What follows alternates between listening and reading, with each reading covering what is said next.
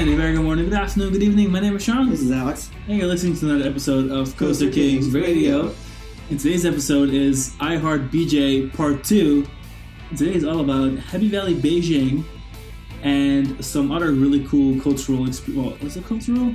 I guess it's kind of touristy at the same time. Yeah, most of what we did was actually cultural. Yeah, we spent 3 full days there and like a half day in Beijing. In last episode, we talked all about our trip to Universal Studios Beijing. Probably worth the most talking. And this episode, we're going to be talking all about, of course, Happy Valley, Beijing, and then a couple of like must-visit destinations around Beijing. Yeah. And first on our list is the Summer Palace. So when we got on the plane and we took a little selfie, like we're on the way, we talked it as like a Cheeky China Part 1, hashtag the Summer Palace. And that's because we had recently learned about the Summer Palace, and we added it to our didn't you hear about it at work? Yeah, I was flying with, I fly now with a lot of people that work a lot of Asia trips, and someone mentioned in passing, oh yeah, Summer Palace, and I was like, oh, Summer Palace, and then I looked it up, and I was like, I really want to go to the Summer Palace, but I hadn't actually realized how massive the Summer Palace is. So our very first stop after we got to Beijing, and we got to the hotel, and we had lunch, we had dinner at the lounge, and we just kind of went to bed early because, like getting to China is a whole adventure on its own. So then we just kind of went to bed, and then the next morning, the first thing we did is we went to the concierge at our hotel, and they gave us a map of the metro, which was kind of helpful, and they pointed out which stop was the Summer Palace. Because to be honest, that was something I was like super stoked for the Summer Palace, like really stoked. I'm so glad that. And so we took this train out to the Summer Palace, which was on the same metro line the hotel was on. So it was honestly really convenient. I think it took like 20 minutes to get there. And the Summer Palace is kind of in the outskirts because it's in the hills, like it's in the mountains. And what the Summer Palace is back in the Qin Dynasty. The emperor lived in the Forbidden City with all of his advisors. The royal court. Is that what it was called? The royal court? Imperial court. The Imperial court. Yeah. And in the summers, it would get really hot. So in the summer, he had a palace in the mountains, in the hills. And it was like a giant leisure park for the emperor with a giant Buddhist temple and obviously like a giant palace. And then just these massive gardens around this giant lake. And then there was temples in the middle of the lake, and it was just like this giant retreat for, the emperor and his buddies, I suppose. And it's actually 2.9 square kilometers, and it's massive. It's so massive. We spent like 6 hours walking around there. We didn't even. There was so much we actually still wanted to see, but we had to go and do some other stuff because you can easily spend like 2 days at Summer Palace. Like if you want to see everything at Summer Palace. It's such a massive complex of palaces. Yeah. It's like, and lakes and gardens and there's like a mini Suzhou they built for the emperor. It's crazy. And we had no idea because we entered on, the north side? Yeah. Because that was where the subway station was like walking distance. So we entered on that side and we bought like this ticket that included the gardens and the Buddhist temple. It was very inexpensive. And Suzhou Street, and we're like, what are all these add-ons? But we said like buy it all. Like let's just buy it all and then we'll see. And then we were on the back side. So for us, we started with the Suzhou Street and we're like, all right, it's kind of cute, old. Yeah. And then we advanced all the way up to the palace, and it was like this crazy climb, and it started getting a lot prettier because the Suzhou Street wasn't that pretty, to be honest with you. And we were like, all right, is this it? Like, is this the palace? Then we got to the back side of the palace, and we had to go down this like crazy walkway of like rocks, and it took us like 10 minutes to go walk down a mountain. And then we're peeking through the trees, and we are noticing like this giant lake. It's called like Kunming Lake. And it was like all these little boats were going across the lake. And there was temples all around the lake. And suddenly we realized that the Summer Palace retreat thingy was like massive. And now we understood why we bought all these add-ons. Because there was like, gardens to go visit and temples to go visit. Yeah. And so we ended up spending like... And practically like a full day there, and we got there pretty early in the day. Yeah, we started our day early, but it was really a feast for all senses. It involved hiking, like much hiking, proper hiking. Is that even a word? Much hiking? Yeah, a lot of hiking. Like it wasn't just stairs; it was hiking. It was rocks and caves and tunnels. It was the weird thing was so much of the palaces were built on rocks, so you had to kind of climb over rocks, and. It was built in 1750, And the most prominent thing, if you search for the Summer Palace, is probably the Buddhist temple. But here's the thing. You can get to the Buddhist temple if you were the actual emperor from on top of the mountain where, like, the biggest palace is, which we had to climb all the way up the palace, up the mountain, right? Like, through some rocks, through some tunnels. Like, it was pretty wild. The topography is awesome. Like, crazy. Like, it's like you're hiking a mountain up and down, up and down. And so then we get up to the top, and we're right behind the Buddhist temple, but you cannot actually access the Buddhist temple. And the past you could as a tourist, but not right now, from the palace on top of the mountain. So then you had to walk all the way down the mountain. Then we were at, like, the giant Kunming Lake, which has a bunch of little towns for the emperor on it itself. It was like... And all these little boats. It was like a forbidden world, which really was that. It was like the alternate to the Forbidden City.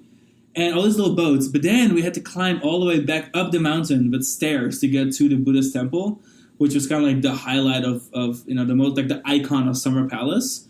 And that was really, really cool. It was awesome. And very tiring, but very cool. I mean, it was just, like, the coolest thing.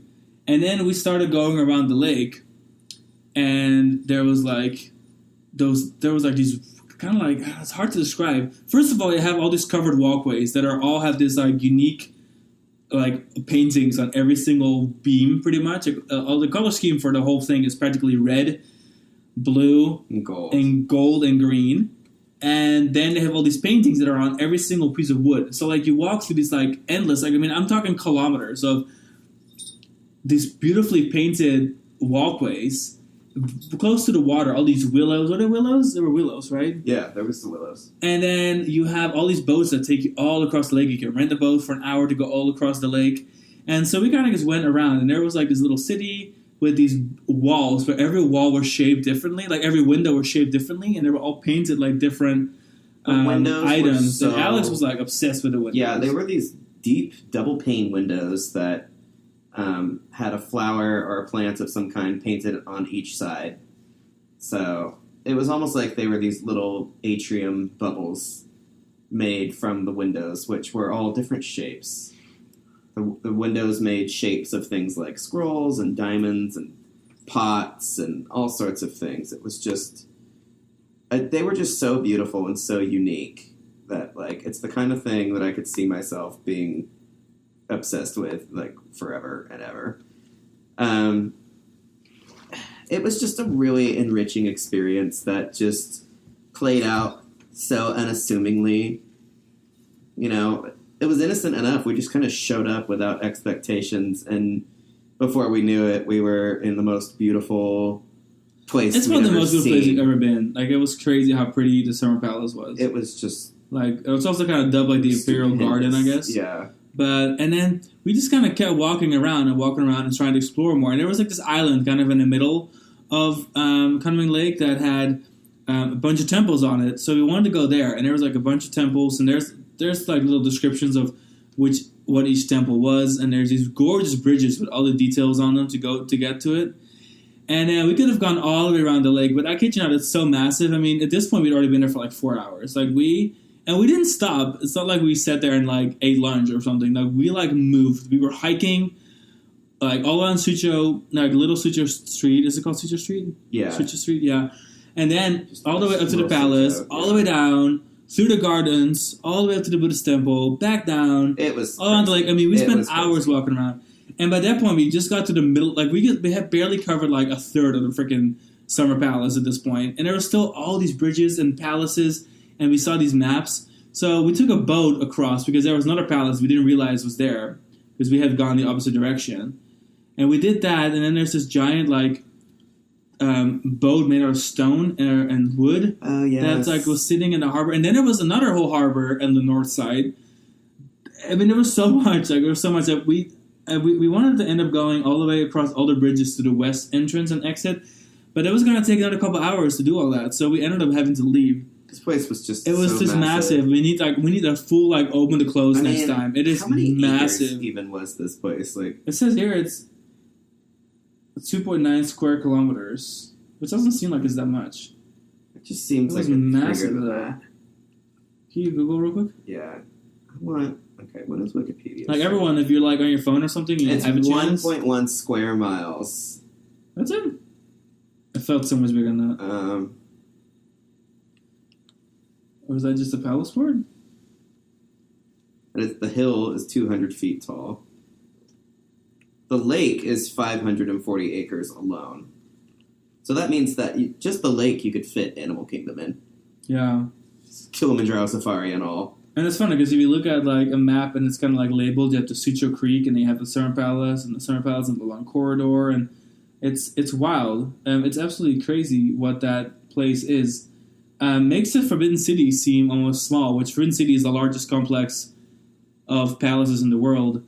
But Summer Palace, I think, is still like a grander experience. Just like the imperial gardens of being an emperor and having your own freaking... I mean, like, they haven't... No other... I think anywhere in the world has built palaces this big. This place is almost... It's like just close to 700 acres. That's a lot, right? Total, yeah. Like, most of it is water, but it's like... It's just a huge complex. It was awesome. Picture it was really 700 acres. If you picture something slightly larger than Animal Kingdom. Like, if you put Animal Kingdom... Including the Safari, right? Put Animal Kingdom and Hollywood Studios together. Safari and all, backstage and everything. That's how big this place was. And that's just a palace for, like, an emperor because it's cute in the summer. Yeah, just dude's summer home. It's wild. It's like half the size of... And then there's like a bridge. It's called the 17-hole bridge. It's like 17 bridges. That's the one we wanted to do, I think, in the long corridor. We didn't get a chance to do it. Anyway, so that was really spectacular. Everything else was a tough act to follow, but man, was it a good way to start the trip. I mean, it was like, we were in awe. Like, I don't think we were ever this impressed. Because then there was all these gardens. I mean, it was just... words can barely do it, but like Google Summer Palace, you'll be like impressed. Words really did escape me. And I think part of it was like no expectations and just showing up.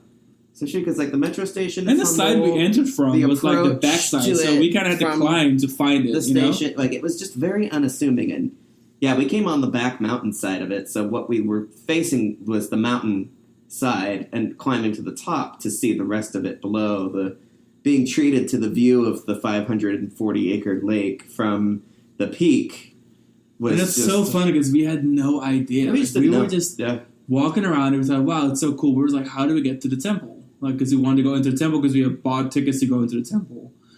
So we were like, how do we get there? And then we just started kind of just following the path, like the windy little rock path that was like climbing rocks all the way down the mountain just to notice that, I mean, it was the craziest. It's kind of like, I mean, I wouldn't call it the Grand Canyon reveal, but it's kind of like one of those reveals where it gets so much bigger than you expect. Yeah. So it was really cool. And then, so we had to leave there after like 6 hours because we had other stuff we had to do. We had to move on.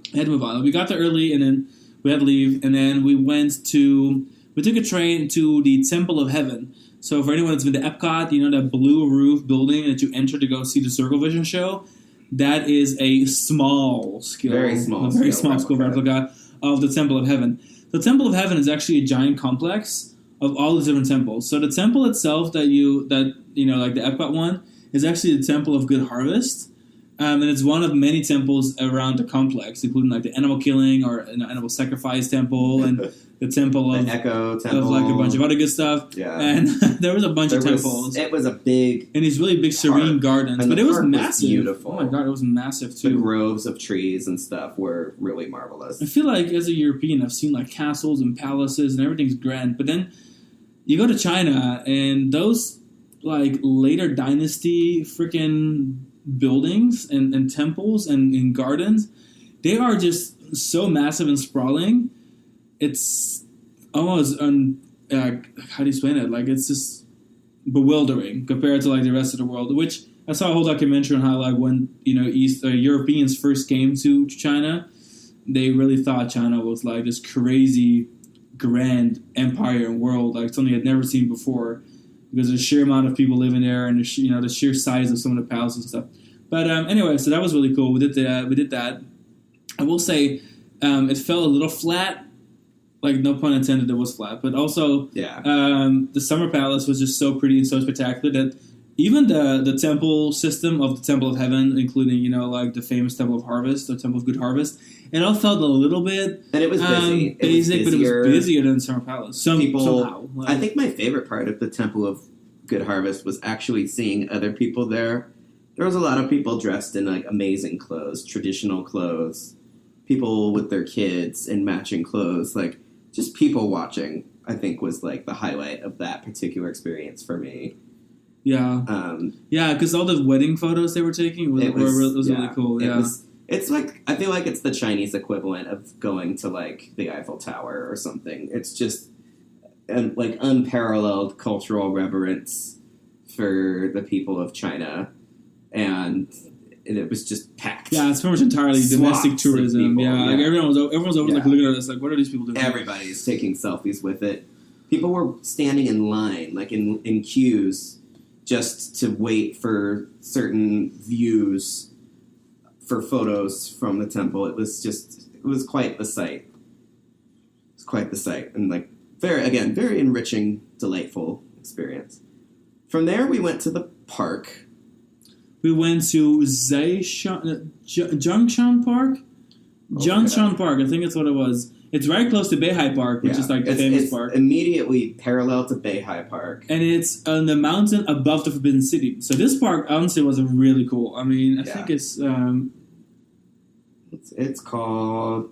Jingshan Park. Jingshan Park. So Jingshan Park was located right behind the Forbidden City. Yeah. So one thing, it's a tip for you guys. If you're ever going to go to Beijing to go to Universal and you want to obviously touch some really cool cultural stuff, you're going to want to go to the Forbidden City. Because Forbidden City, largest palace complex in the world, it really was an entire city. No one was allowed in. The emperor lived there and like was the only one allowed in the entire country to eat black rice, which is why it's also called like forbidden rice, because it's so nutritious.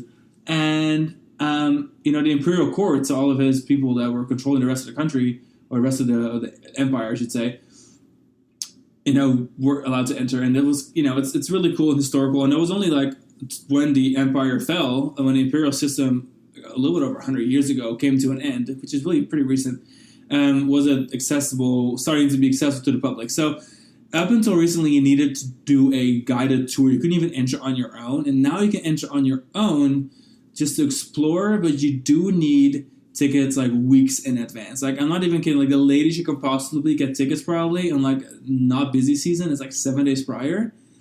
But if you want to do anything that's like a guided tour or an early admission or whatever, you're going to have to get it like weeks in advance. So if you plan on going to Beijing, we did it last minute. We didn't have a chance. We rolled up there and they said, yeah, like it's not going to happen. You cannot get into the Imperial Palace. We're like, all right. When we drove by, we went to Tiananmen Square and we saw the entrance to the Forbidden City, like the Tiananmen Square entrance. And then by going to this park, we were behind and got a great bird's eye view. So the hotel concierge, he told us, like, you know what, you cannot go into the Imperial Palace because it's like impossible to get into the Forbidden City. But what you could do is you can go to the park behind it and just climb the mountain, and there's a giant temple on top. There's actually 7 temples that go up the mountain, and the mountain is like the highest point in the mountain is right in the middle of Forbidden City. And so those were the temples that, if I'm not mistaken, the Forbidden City like people used and the emperor used. There was like a park behind it. When you look at it from the satellites, it looks like part of the complex, honestly. Yeah, if I'm not mistaken, it was part of the complex. But now, because even the walls around that are like the walls around the Imperial Palace. It's even like the same shape, just like 20% smaller. Yeah. Like the surface area that the park takes up. Immediately behind the surface area. And it was a really nice park, and it wasn't that busy. It was not that busy. And so then you can climb up all the way like on the sides of the mountain and go by all the little temples, and then you have the big temple in the middle. And from there, you get a gorgeous view, a dead center of the Forbidden City. And we just stood up there and looked down and saw the whole Forbidden City, and it's massive, of course. It's hard to describe how massive it is. I mean, Southern Palace is big, but so is this. I want to use the Animal Kingdom Index again to see how how big is this place. Index. Yeah. Because, the Forbidden City, it's not as big as Summer Palace, but Summer Palace is mostly water, whereas Forbidden City is mostly concrete, to be honest. It's obviously magnificent, but it's a little more sterile. But it's all developed. Like, very little of it is undeveloped. So it is a marvelous construction because it is so thick in its development. That was so nice about going to Beijing. We spent the most time we've spent in China was usually Shanghai. We've been to Guangzhou, which is Old Canton, which is also really significant, but we really can't go into on that right now. And then we've been to some places in Jiangsu, including Suzhou. But nothing is quite as impressive when it comes to like an historical factor, especially the later dynasties, as Beijing is, because you don't just have the Summer Palace and the Forbidden City and all the parks that surround that and the Temple of Heaven, but then you also have, of course, the Great Wall, which is like an hour and a half, 2-hour drive from Beijing Central, kind of depending on which part of the wall you're going to. So I'm ready to go into the wall. Are you still working on the comparison? So the Forbidden City is 177 acres, for the record. And then behind it, the Jingshan Park is 57 acres. And then Beihai Park is 171 acres. Oh, it's that much bigger? Yeah. It's funny. But again, it's because so much of Beihai Park is water. It's water, yeah. But yeah, so if you take the parks and stuff in the Forbidden City and some of the surrounding stuff, it's about the same, but it's a lot less water. But it's like hard to otherwise describe like the scope of these places because they're just so physically massive. And then now the biggest, most physically massive, most breathtaking thing ever, the Great Wall of China. Yeah, the Great Wall of China was wild. So you want to talk about a Grand Canyon level reveal. This place was, it was so we, this is in case anyone ever goes to Beijing on one's recommendations. We stayed at the JW Marriott Beijing Central, which is right by Tiananmen Square, right on a metro stop for the 4 and 2 metro lines in Beijing. And it was a great hotel. First of all, just nice and luxurious because it's a JW, which is always nice. And in China, everything is good value. Most of the time, it's a good value. So we didn't really spend that much money on it. And we got points and we got our lounge access and breakfast. Like it all kind of worked out for us. So if you want to go, and especially if you're a Marriott Bonvoy member, Platinum or higher, definitely recommend going to JW Marriott Beijing Central. And then from there, the concierge was super helpful because they set us up with a private tour guide that in a private, like, I don't want to call it a limousine, but it was a nice car. And he drove us an entire 2 hours to the Great Wall. To the it was like 5 hours round trip. Yeah, Easy. so what was it? What was the wall part called that we went to? Was it the, I'm so bad at pronouncing some of this stuff. Montaya or something? Yeah. Okay, let's Google it real quick, if you don't mind. So we went to a part of the Great Wall that was highly recommended. So there's 2 parts. There's one that's like an hour and a half from the city, and there's one that's like 2.5 hours from the city. So we went to the one that was further away, but it was the higher recommended set of towers to go to. And then there's all these different plans you can do. So you have a little like base city where the buses drop off. If you take a tour bus, there's no like trains or metros or anything there because it's removed, like it's out in the boonies. And so we drove up and the Mutanyu. And so our private guide, he took us. We parked the car, and then he took us up, and we went to the ticket booth, and he helped us order the right package, because we wanted to do a package where we went from Tower 14 to Tower 20, I want to say, is what we did. Yeah. Or was it Tower 13 to 20? Anyway, so those were like the towers in that section, and then you could also go to the lower ones. We wanted to go to the taller ones because of the view.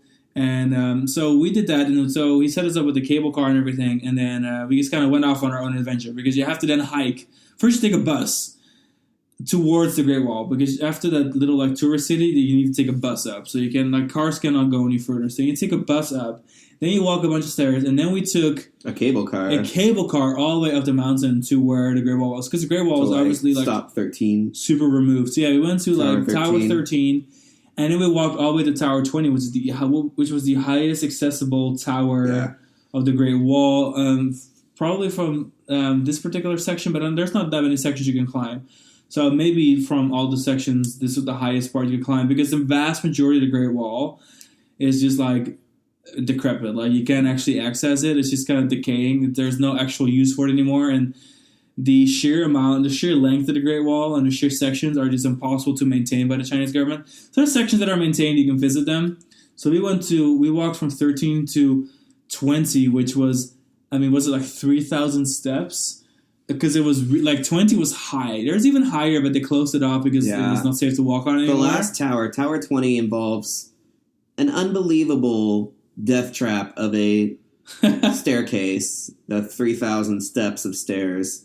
And then it involves climbing basically a stone ladder. Like, then it'd be like it's a vertical staircase. It's funny because even to go from to go up into the tower, to even go from Tower 19 to Tower 20, you have to climb all the way up to the top of Tower 19, and then from the top of Tower 19, the wall continues because it's so steep that like you can't even just like walk through the tower. Like all the towers are usually hovering above the walkway. Yeah. But the only way to get to Tower 20 is to get to the roof of Tower 19 and then cross over to the next part of the wall, and which is pretty much a straight up stairs all the way to Tower 20.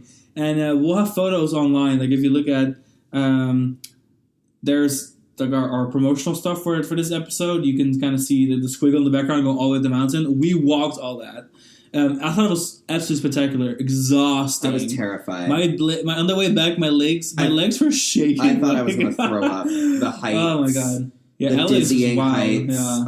I felt like I've never had vertigo before, but I feel like this is how I would imagine, because it felt like when I was looking, I felt like so overwhelmed and.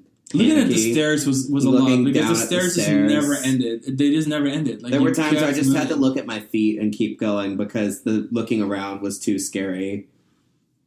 And then we got all the way to the top and we took a couple selfies, and the view was just magnificent. I mean, it's hard to describe the view. I mean, the Summer Palace is really cool and like everything is really cool, but then that view, there's always like a level of fog or smog, whatever it is in China, and we kind of look in the distance and you see those rolling mountains, and then on them you see all these little towers, and it goes on for eternity, like these little towers. And the Great Wall really is one of those wonders. I mean, I did some research on how many people it took and how many dynasties were building parts of the wall, and it would take like 1 million guys to just build a section of the wall. It would take 100,000 people just to stab the towers on the wall because there was like thousands of towers. I mean, it's really, really, really impressive. And every dynasty was usually adding on to the towers, and some were like, going broke, so then they weren't being maintained. And there was another powerful dynasty, and they would like build it up again. And historically speaking, the Great Wall is incredibly impressive. But in person, it was one of those things where like, wow, like we did that. Mm-hmm. Like we freaking went to the Great Wall. And so then we went back down and we took the the private transfer chauffeur tour guide. And he drove us all the way back to our hotel, after which we did a quick wardrobe change or shower. I think we showered and we got ready to go out again, because then we had planned Happy Valley and the Great Wall on the same day. Well, that isn't like a day of like, I think we broke a record, like 33,000 steps or something. The Summer Palace was still more. Summer Palace, we walked. We walked so much. Like 17 I lost miles. like 10 pounds in like a week. And I don't walk a lot on my days off anyway. The steps don't do it justice, because like the step counter counts your steps, but it does not count the vertical staircases and the fucking hikes of the Summer Palace. Like the amount of the strenuousness. Like, this pushed me to my limit. And, I mean, I'm not saying I have a very high limit, but it definitely pushed me there. And, I don't know. I will say I enjoyed, like, a bit of a physical challenge. And like how we felt afterwards. I mean, it was, like, an accomplishment because, especially the Great Wall. Summer Palace, I was just really enjoying exploring around. But the Great Wall, we had those stairs. I mean, like, you remember the fucking stairs. For the record, Universal Beijing Day, we did the least amount of walking by far. And we, like, were boots on the ground from open to close at Universal Beijing. Yeah. Like a proper park day. And that was by far the least strenuous of our 3 full days. But I will say we finished up at the wall earlier than I thought we would. I was proud of us. Well, yeah, because we were supposed to be at the wall for like 4 or 5 hours, but we ended up leaving after like 3.5. Yeah. I think we came back down after 3, and then it was it like opened half up an hour more time for us down. to do Happy Valley, because we weren't even necessarily going to go to Happy Valley, because we were just very content with what we were already doing. And like, let's not lie, historically speaking, Happy Valleys are not good parks. But then, surprise, surprise, surprise, Happy Valley, Beijing, like, then we went freaking rocks our lives. So anyone that's listened to the last episode where we're talking about Universal Studios Beijing, we had a better time at Happy Valley. I mean, we enjoyed Universal Studios Beijing. If you haven't listened to the last episode, highly recommend listening to it. Can't go into too much of a detail because we spent like 75 minutes doing that earlier today. But Happy Valley was a pleasant surprise. Yeah, like a very pleasant surprise, and not just in the Chinese theme park surprise, like in just a general like experience. We rolled in. I forget what time of day we got there, but the staff were really friendly. We got there at like 5 p.m. They sold us a ticket, and the staff member was very friendly, and she was like explaining to us like the park closes in 4 hours. Some rides close earlier than others. Like she was we had already done all of our research. Like because we had there were rides that we were going to ride in order. Yeah, because like we knew like the SLC for example closed at 6:30, so we knew that's where we were going to start. So like we got there at like 4:35. I think we got there close to 5 because you had to take the metro because it's still. I mean, it's not near in the center of the city. It's not as far away as Universal, but yeah, it was still like a good. I would say hour from the hotel to the park, probably. Yeah, I would say. Yeah, we got there at 5, and the staff were very happy to sell us a ticket, but they were also very genuine and told us like there's X amount of time. But like we were like any coaster that we get, we'll be happy with. Like the SLC was our first priority. We were like anything that we ride really feels like a bonus. But we get into the park, everything's open except for Extreme Rusher, which is closed by order of the government.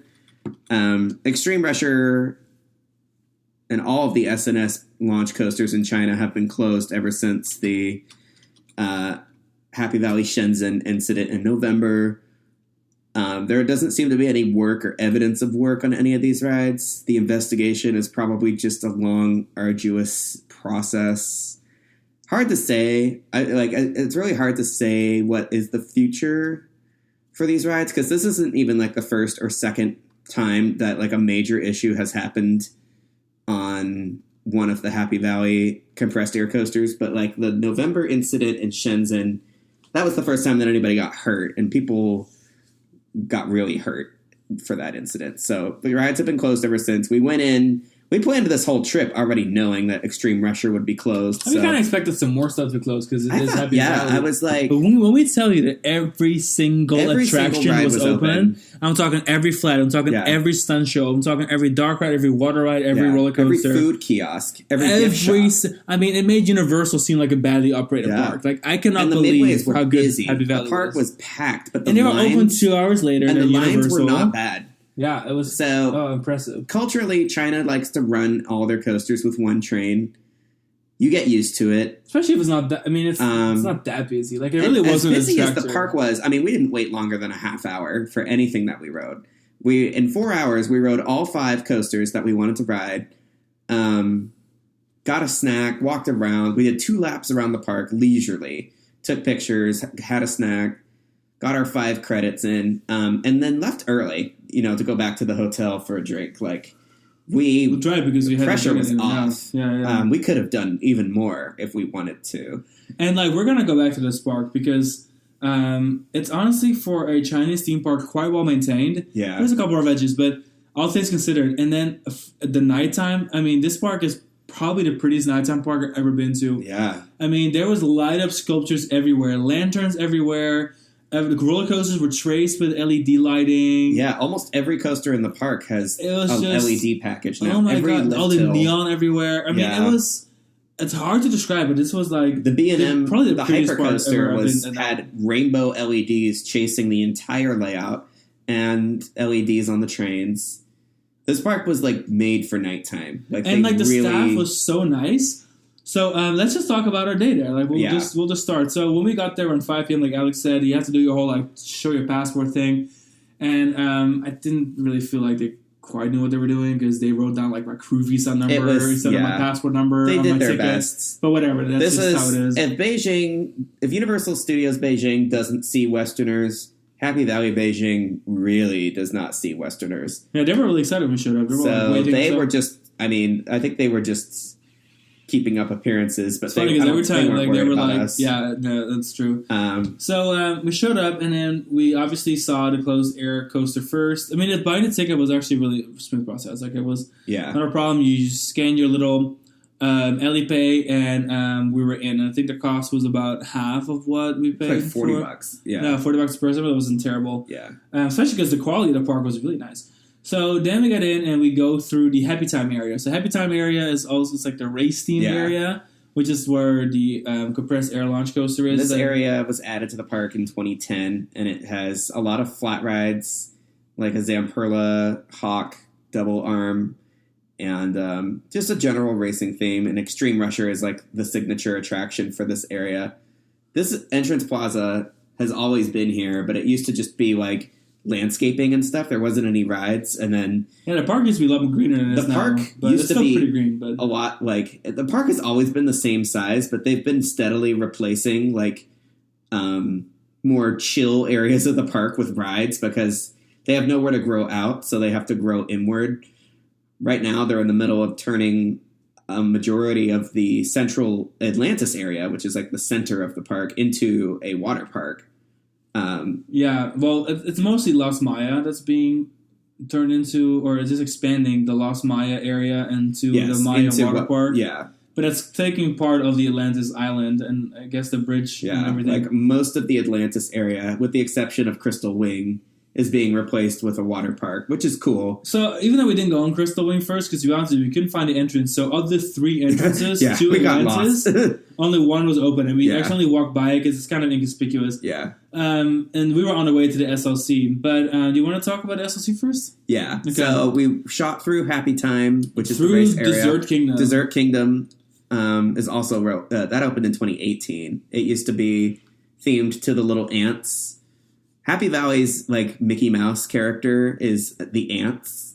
There's like different, and I don't know if they do the ants anymore, but that used to be like that was like their classic. Actually, there's like a whole like ant thing there's on the way over to Shangri-La. Yeah. But the Sweet Kingdom used to be the ant farm or whatever, and so they rethemed that area with this cop cookie IP and lots of dessert themed stuff, and that's like where the Junior B&M invert is. But we'll get back to that. I found a way to literally theme everything after desserts. Like, I mean, what was the it? thoroughness. Yeah, like everything. I mean, it was some pretty of the creative. ride names were hilarious. Like they had this like water, like like the water scooter ride where you go over the water. Yeah, and they called it something. It was something to do with milk. Yeah, I think it was like cookie milk. Yeah, dessert ride or something. Was that cookie milk rooster tail or something? Like it was.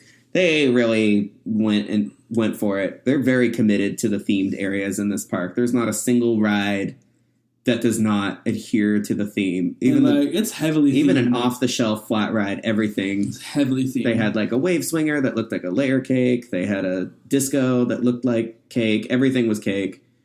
But anyway, so then we walked through that area and we came to is it still Shangri-La? Shangri-La, yeah. Yeah, so we went to the Shangri-La area and we rode the SLC first. And the SLC is called Golden Wings in Snowfield. A very Chinese name. Yeah. And it's the Shenlin layout with the bonus helix. Yeah. And the queue was massive and gorgeous. Spectacular. It was a really cool queue. It was like a whole walkthrough attraction. Like they did the most with that queue.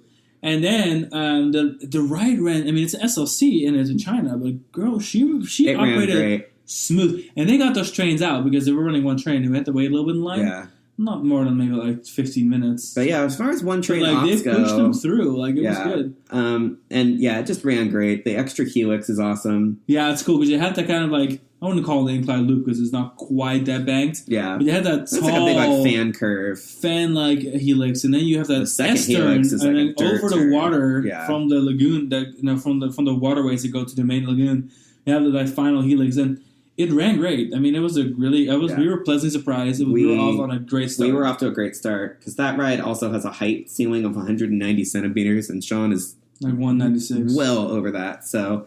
But we were just hoping that they wouldn't notice. And then from there, we continued. The Shangri-La area got a huge expansion in 2019 that included adding what claims to be the world's longest river rapids ride. Which is a massive river. And huge. What's so impressive about it is, first of all, it's nicely landscaped into the previous land that was already part of Shangri-La. But then to build this massive ride, but they built kind of a pier into the lagoon, and on that pier they have like a multi-level rapids ride that's like really nicely themed, like rockwork, and then the queue is underneath that. Like it's definitely impressive, like a Disney level rapids ride undertaking that has like 3 layers. There's 2 big drops and like 3 layers of river. Oh my god! And they did the coolest thing at night. Remember, they had all the lights. Yes, they had they had a fuck ton. Sorry for my language. They had a ton of lights all around. So at the end of the ride, you have like your big drop, and then there's like some more rapids all the way back to the station, kind of like a giant turn through the land. And then they projected all along the water. They projected lights into the water. Like a whole light show. Like projection mapping in the water of like the water changing colors and changing waves. It was the coolest thing. It was neat. Oh my god! The ride had like a 40-minute wait. And if we weren't focused on roller coasters, and if it wasn't the middle of the night, I was like, well, come back and do this another time, because it did look really cool. But along with the Rapids ride, the 2019 reimagining of Shangri-La included the Rapids ride and Flight of the Himalayan Eagle music roller coaster, which is the official name of the B&M mega coaster. It's 160 feet tall. It's a junior hyper. It's steel eel kind of thing. It's like a cross between like Hollywood Dream at Universal Studios Osaka and like a steel eel type ride, I think. This was a great ride. It has a really cool layout, really amazing like midway presence. It has a very low dispatch threshold. We got on there and sat down, and like we had a pretty good idea that we weren't going to fit, but we were going to try. And the staff, the park is very well staffed, and there's a lot of staff members on the platform to like get people loaded. Train comes in, we get on, we waited like a half an hour, and man, these people put their blood, sweat, and tears into getting the train locked with us in it. The degree of like strength, there was a particular staff member, this guy that was just like, he was determined. He like stood on the car in front of us. These people made it their in. like personal vendetta to get us on, and like just I feel like this thing needed like 4 clicks. Am I wrong? Because I feel like I don't really know the click system, but it was one more than it was usual. It was like 2 more than what I thought was even possible. Like.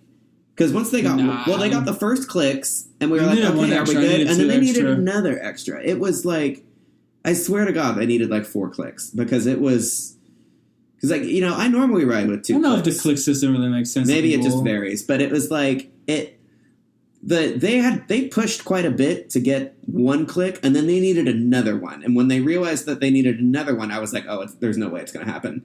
And then it did. Then they just used all of their body weight to cram us into this coaster, and we cleared, and we went, and we had a great ride. Yeah, it was awesome. And the layout is fun, incredibly grateful. Different than most of your hypers. Most of the drops most of the hills are kind of slanted. It's a pretty gentle ride. But it has some music on it, and it has a splashdown, which is really cool.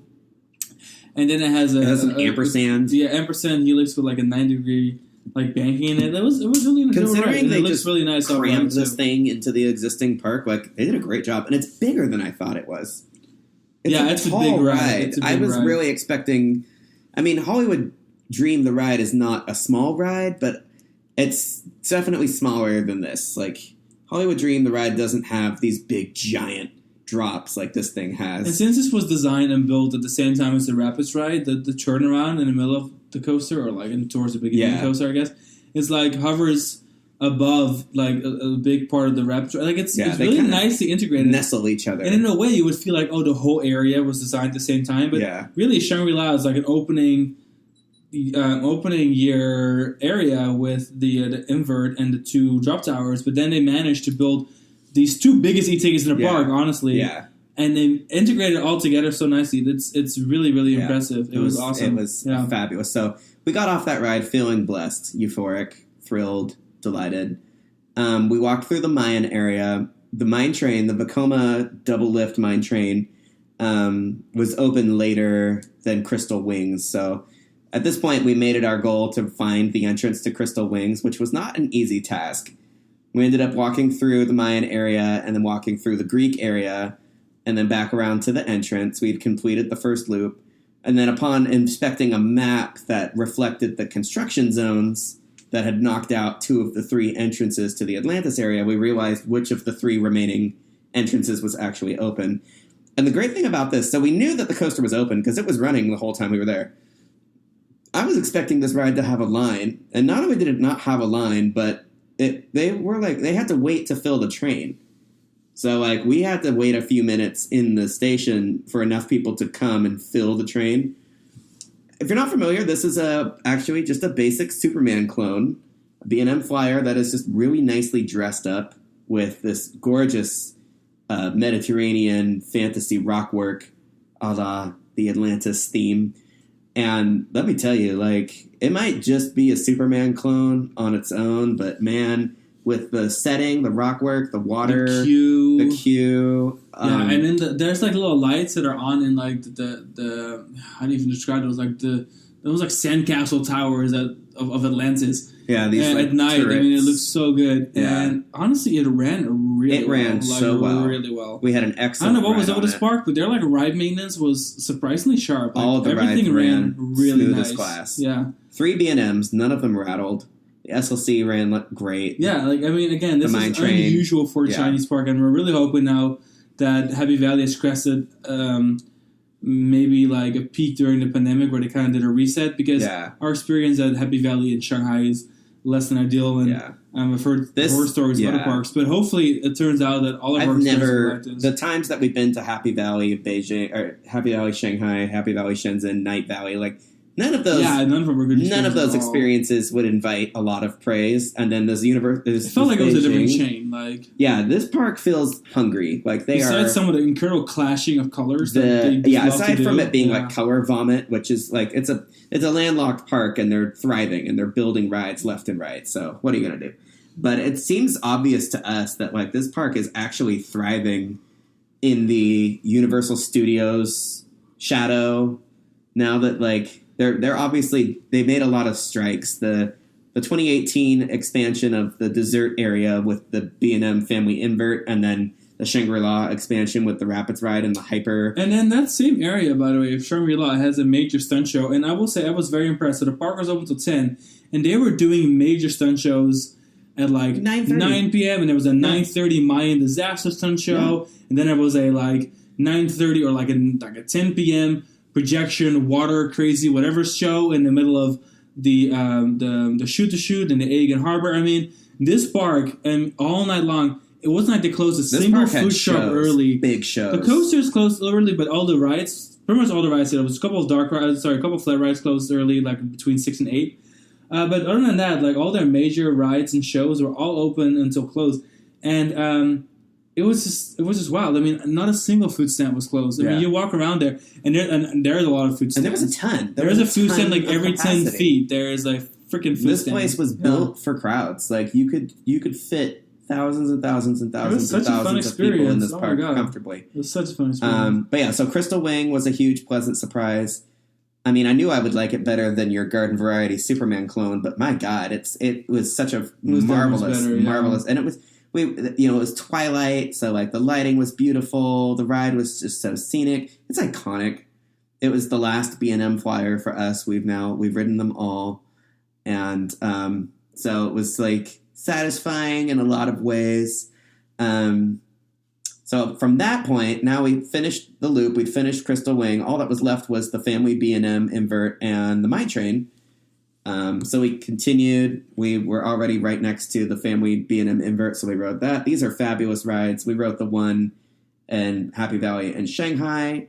It's a variation on the Vekoma Kvasten as a family invert layout that you will find at Grunelund or at that rooftop park in Mexico City or at Fun Spot in Orlando, right down the street from our house. But it's just a B&M version, and apparently OCT saw the Vekoma version and wanted it, but I guess there was some issue. Vekoma wasn't available or something, but they sent the layout to B&M and asked if B&M would just build them that layout, and so they agreed, and that's why there's 2 of these Vekoma clones with B&M track. These are great rides. I'm so excited for Phoenix Rising at pretty feisty. So Busch Gardens Tampa. Custom layout, yeah. It's a great ride system. These run so well. So we finished that. We continued around our second loop. It was dark by this point. So we ended up I think my favorite ride of the night was the last ride of the night, which was the Mayan Vekoma Mine Train in the dark.